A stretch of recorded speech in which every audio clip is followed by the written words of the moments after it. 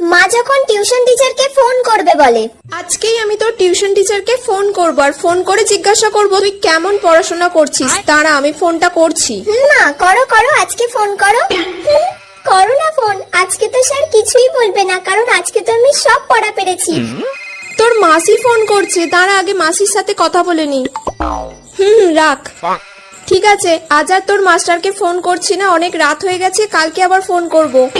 আচ্ছা ঠিক আছে। সেদিন তো তাহলে তোর মাস্টারকে ফোন করা হলো না, আজকে তাহলে আমি তোর মাস্টারকে ফোন করব। ফোন করে জিজ্ঞাসা করি কেমন তুই পড়াশোনা করছিস।